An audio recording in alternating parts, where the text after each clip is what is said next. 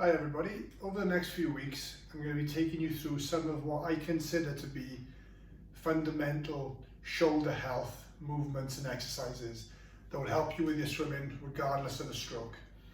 Today, number one of this little mini series is going to be what is scarily called the shoulder dislocate exercise.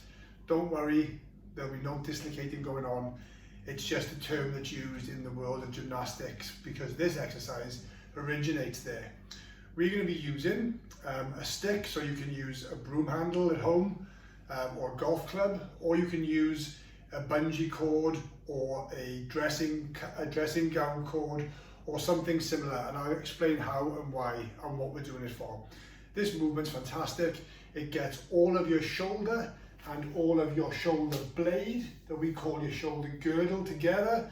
All of the shoulder girdle movement, which is integral for shoulder health, okay? We can't just focus on this, we have to focus on its connection to the body through the shoulder blade and the musculature around that.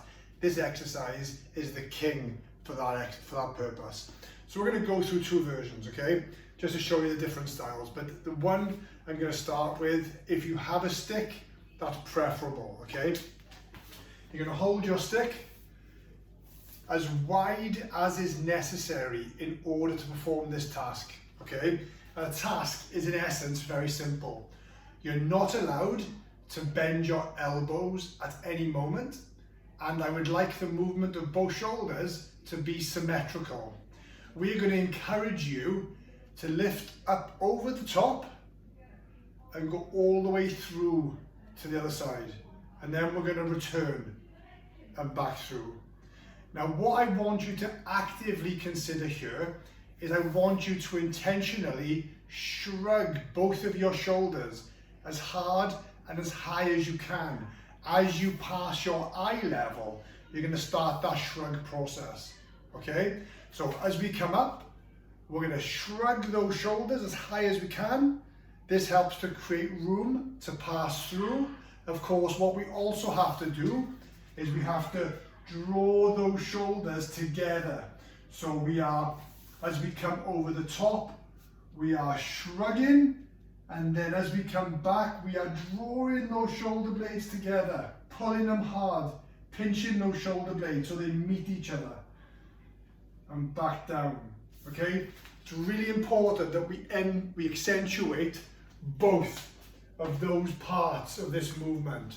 We want you to actively shrug hard, intentionally. We also want you to draw your shoulders back together. Imagining somebody was pinching them together hard with a clothes peg behind you. So we will go again one more time, up and over the top, shrugging the shoulders hard. Now I'm going to pinch those shoulders together hard, elbows are staying straight. Once I hit my bottom, I'm going to reverse it, squeeze hard the shoulders, then shrug last, and back over. So your sequence is shrug, squeeze, hold, squeeze, shrug, through. Now that sequence seems very, very simple and straightforward. Your challenge is going to be to bring your hands in as narrow as possible without compromising the quality of that movement. It must be smooth, it must be symmetrical, it cannot be one goes then the other, and you can't have any elbow bending. I warn you, start gentle with this, start wider, get used to the stresses and strains this puts on your shoulders, because it's a surprising exercise. You will use lots of muscles that you're not used to use as much as we would like you to for swimming, and it's a really fantastic way of developing those. I am going to recommend that you do 3 2-minute blocks of work. That's a lot of work. You might start off by doing 3 30 seconds, 3 45 seconds, 3 1 minute, 3 90 seconds, and you're going to build up until you can do 3 times 2 minutes. Only then do you start to bring your hands in more narrow. That is your gateway milestone to progress in this exercise. We mentioned the cord Some of you may not have a stick at hand, in which case you can tension one of your bungee cords and you can do something very similar.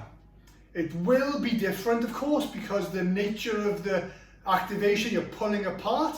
There's something quite nice in that, of course, but this will allow you to get away with a bad rep. The stick will not let you do that. We are going to build on to these exercises, but for me, when I'm working with overhead athletes such as yourselves with swimming, this exercise is an absolute non-negotiable part of any foundational program. It's fantastic, and you're going to get used to it, okay? We'll talk about loading this exercise up once you reach a certain competency over the next few weeks, but give this a go. Start very gentle with the task, okay? Give yourself a chance to feel what reaction your body has from doing it. Do it slowly with perfect control, and you'll enjoy that freedom of movement and strength through range that comes alongside this. I'll see you next week.